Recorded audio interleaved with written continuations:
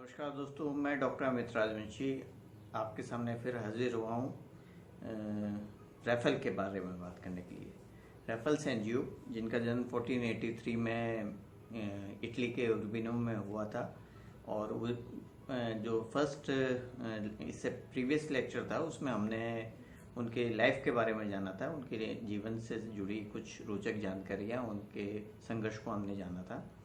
और आज हम बात करेंगे उनके कुछ चित्रों के बारे में। रैफेल सेंजियो जो है, उनका जन्म उर्बिनो में हुआ था, और उनके अगर हम चित्रों की बात करें या उनके वर्किंग पीरियड की बात करें तो उसको हम 3 भागों में बांट सकते हैं: अम्ब्रियन पीरियड, फ्लोरेंटाइन पीरियड और रोमन पीरियड। जो अम्ब्रियन पीरियड है वो 1500 से लेकर 1504 तक का माना जाता है, और फ्लोरेंटाइन पीरियड 1504 से 8 के बीच का, और जो रोमन पीरियड है वो 1508 से लेकर उनकी मृत्यु तक का जो उनका काल है वो उसको हम रोमन पीरियड में आते हैं। और ये केवल उनको काम जहाँ जहाँ वो रहे और जिस जगह रहे उस जगह के संदर्भ में उनको उनके इस कार्यकाल को जाना जाता है। तो आइए हम देखते हैं उनके कुछ चित्रों के बारे में।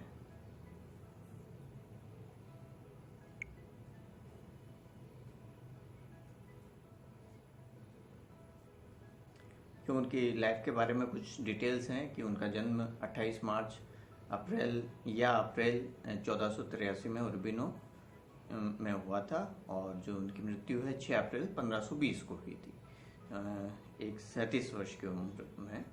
और उनको पेंटिंग के लिए जाना जाता है, साथ ही साथ वो आर्किटेक्ट भी थे, एक अच्छा आर्किटेक्ट थे, और हाई रेनेसां जो मूवमेंट था उसके प्रतिनिधि चित्रकारों में से जाने जाते हैं।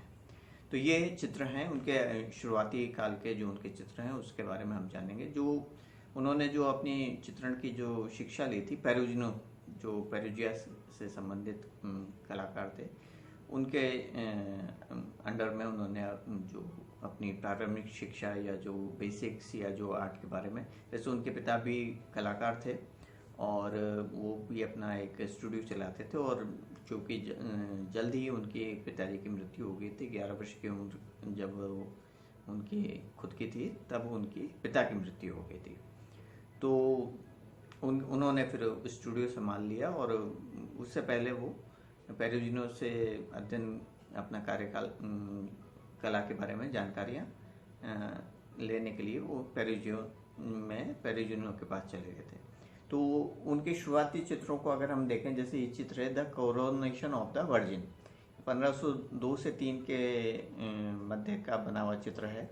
और जो कोरोनेशन है, जो ये जो माइथोलॉजिकल पेंटिंग धर्म से संबंधित ही चित्र उस जमाने में बनते थे, और इसमें जो आप देख रहे हैं अभी कि चित्र को 2 भागों में बांटा गया है, कि जिसमें ऊपर वाला भाग तो जिसको हम स्वर्ग या स्वर्ग की संज्ञा देते हैं, और नीचे वाला धरती या भूमि, जो धरती जिस पे हम रहते हैं। तो ये मान्यता है कि मदर मैरी को ऊपर जीसस क्राइस्ट ने कोरोनेशन मतलब एक मुकुट पहनाने की परंपरा से संदर्भित ये चित्र है। और चित्र लगभग 2 भागों में बटा हुआ नजर आ रहा है, और नीचे की जो भूमि है उसमें सेंट थॉमस दिखा रखा है, जिनको झोली फैलाए हुए हैं, और ऊपर जीसस क्राइस्ट हैं, और वो मदर मैरी को कोरोनेट कर रहे हैं, और बादलों पे बैठा हुआ सा बताया है। स्वर्ग की का दृश्य बताने के लिए उनको बादलों के ऊपर बैठा हुआ चित्रित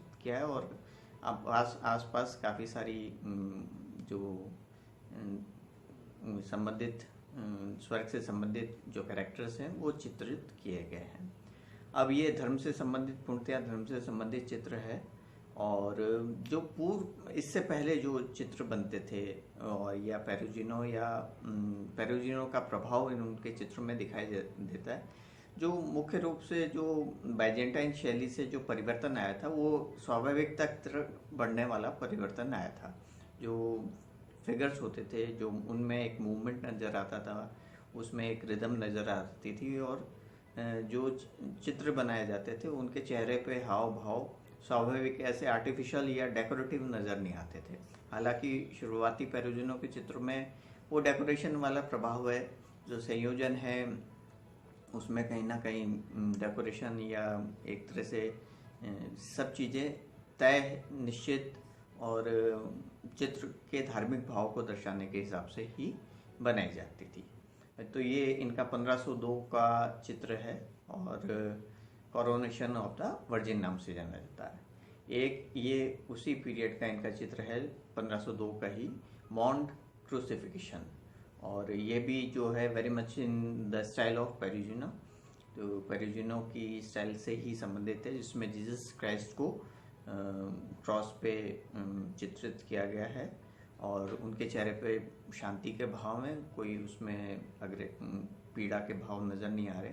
और ये दो जो हैं वो एंजल्स हैं, जो उनके हाथों से जो रक्त टपक रहा है उसको ये अपने ये पात्र में कलेक्ट कर रही हैं। ये भी एक डेकोरेटिव पार्ट ही है। अगर डेकोरेशन की जो हम बात कर रहे थे या स्वाभाविकता की जो बात कर रहे थे, तो शुरुआती काल के चित्र में पेरुजिनो का प्रभाव था, तो ये डेकोरेटिव फॉर्म्स, फिगर्स का अरेंजमेंट जो है वो डेकोरेटिव है। स्वाभाविक जैसे हम मनुष्य जो है जिस अवस्था में रहते हैं वो भाव इन चित्रों में नज़र नहीं आते थे। नीचे ये मैरी मैकडॉनेल चित्रित हैं, मैरी हैं, और जॉन द एवरलिस्ट वो भी चित्रित हैं जो घुटनों के बल बैठे हुए हैं। और नीचे जो क्राइस्ट है, सॉरी, जो जिस पे ये क्राइस्ट लटके हुए हैं, उसके नीचे रैफेल का भी नाम इन्होंने अपना लिखा था। तो प्राकृतिक पृष्ठभूमि है, पृष्ठभूमि में प्रकृति दिखाई दे रही है, पर यहाँ पे भी वही आर्टिफिशियल अगर आप देखेंगे तो जो एंजल्स हैं वो भी बादलों पे खड़ी नज़र आ रही हैं और संयोजन बिल्कुल सिमेट्रिकल है। बीच में जीसस क्राइस्ट हैं और बिल्कुल बीच में से, मध्य में से वो बटा हुआ है, और नीचे का जो पृथ्वी वाला भाग है या जो जहाँ पे मैरी और मैरी मैकडॉनेल हैं लगभग एक ही ऊंचाई, और संयोजन जो है वो पिरामिड शेप का ही नज़र आ रहा है और सिमेट्रिकल जो है कंपोजिशन है। तो ये सब चित्रों की बारीकियां और चेहरों के भाव सब जो है इनके प्रारंभिक चित्र हैं, पर इन पे इनके गुरु पेरुजिनो का प्रभाव नज़र आता है। तो ये शुरुआती काल के ये दो चित्र हैं और जिन पे इनके गुरु का प्रभाव था। अब ये एक जो चित्र है ये काफ़ी फेमस चित्र है, मैरिज ऑफ द वर्जिन। इसमें जो इनके गुरु का चित्र है वो ये वाला है जो लेफ्ट साइड में है, ये इनके गुरु का बनाया हुआ चित्र है, same topic, marriage of the virgin. और पृष्ठभूमि का जो उपयोग है वो उन्होंने काफ़ी विस्तृत रूप में किया हुआ है और कैरेक्टर्स जो हैं वो डिफरेंट कैरेक्टर्स काफ़ी सारे इसमें दिखाई दे रहे हैं। उसी चित्र को रैफेल ने बड़ा इसका संयोजन बड़ा लिमिटेड कर दिया है। जहाँ पहले के चित्र में पृष्ठभूमि बहुत महत्वपूर्ण भाग रखती थी, महत्वपूर्ण यहाँ पे भी है। पीछे रोमन आर्किटेक्चर जो कि उस समय प्रचलित रोमन आर्किटेक्चर का प्रभाव था वहाँ के जीवन काल पे, उसको बनाया है, और बीच में ये मदर मैरी और सेंट जॉन जो दिखाए हुए हैं।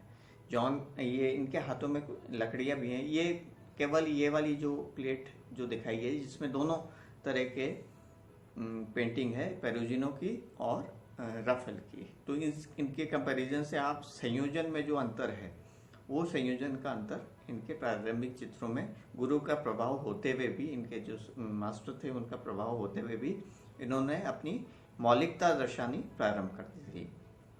अब जैसे दूसरी प्लेट में हम देखेंगे तो इसमें आप देखेंगे कि ये the wedding of the virgin नाम से जो टाइटल है, और इसमें आप देखेंगे कि जो पर्सपेक्टिव है वो जो 1 पॉइंट पर्सपेक्टिव इन्होंने दिखाया है काफ़ी डिटेल तक। मतलब ये अगर आप ये तीसरी प्लेट में ये देख रहे हैं कि पृष्ठभूमि में जो रोमन जो आर्किटेक्चर दिखाया उसके अंदर से भी प्रकृति दिखाई दे रही है। गेट है, गेट के अंदर से दूसरा गेट नजर आ रहा और उसके पीछे जो पृष्ठभूमि प्रकृति वो नजर आ रही है। तो इतनी डिटेलिंग भी की। उसके अलावा जो सेंट जॉन है वो खड़े हुए हैं, जो एक माइथोलॉजिकल इनकी स्टोरी है कि शायद ये कोई डंडी जो पकड़े हुए हैं उसके ऊपर बाकी लोगों ने भी पकड़ रखी है, पर सेंट जॉन की जो इन्होंने डंडी पकड़ रखी है वो उस पर फूल लगा हुआ है। और ये जो वर्जिन है उनको वो रिंग पहना रहे हैं और एक जो व्यक्ति है वो अपने पैरों से उस डंडी को तोड़ रहा है। माइथोलॉजिकल स्टोरी है और जो उस समय की जो प्रचलित मान्यताएं, कहानियाँ धर्म से जुड़ी हुई उनको चित्रित करने का ही प्रचलन था। तो ये उनके जो उनके अगर हम कंपोजिशनल ब्यूटी की बात करें या संयोजन की बात करें तो समूह चित्रण उनकी पहली प्रमुख विशेषता थी कि सबके आकृतियों के संयोजन में वो स्वाभाविकता नजर आती है, वो सहजता नजर आती है जो कि पूर्ववर्ती चित्रों में नजर नहीं आती थी। और सब आकृतियां अपने अपना महत्व रखती हैं, पर फिर भी जो सेंटर में जो हमारा सब्जेक्ट है मदर मैरी और सेंट जॉन और जो पादरी हैं वो तीनों महत्वपूर्ण हैं। पीछे की बिल्डिंग काफ़ी बड़ी बिल्डिंग है, काफ़ी बड़ा उसका स्पेस जो है बिल्डिंग का वो दिखाई दे रहा है, सेंटर में है, पर फिर भी हमारी दृष्टि पहले आगे जाती है और फिर धीरे धीरे पीछे की तरफ जाती है। पीछे भी कुछ फॉर्म्स बना रखी हैं पर वो फॉर्म्स कहीं पे भी हमारी दृष्टि को बाधित नहीं करती, विषय को पुनः पीछे ले जाने के बाद आगे की तरफ लेके आती है। और जो पर्सपेक्टिव है लीनियर पर्सपेक्टिव बहुत खूबसूरती से बनाया गया है और यहीं से उनकी विशेषताएं दिखनी शुरू हो गई थी। और बाद में जब ये फ्लोरेंस गए, फ्लोरेंस के बाद फिर रोम गए, तो धीरे धीरे इनकी ख्याति फैलती गई और जो पोप जूलियस सेकंड ने इनको संरक्षण दिया और आज हम इनको हाई रिनेसा पीरियड के महान चित्रकारों में से जानते हैं। तो ये कुछ चित्रों के बारे में मैंने आपको जानकारी दी। रैफेल सेंजियो की काफ़ी लंबी लिस्ट है और मैं चाह रहा हूँ कि पर्टिकुलर पेंटिंग्स पे हम बात करें, तो आगे दूसरे लेक्चर में हम इनकी और प्रमुख पेंटिंगों के बारे में बात करेंगे। तो तब तक अपना ख्याल रखें और स्वस्थ रहें और कोरोना से बचाव के लिए सोशल डिस्टेंसिंग का पालन करें, फिजिकल डिस्टेंसिंग, और हाथ धोते रहें और बाहर निकले तो मास्क का उपयोग करें। धन्यवाद।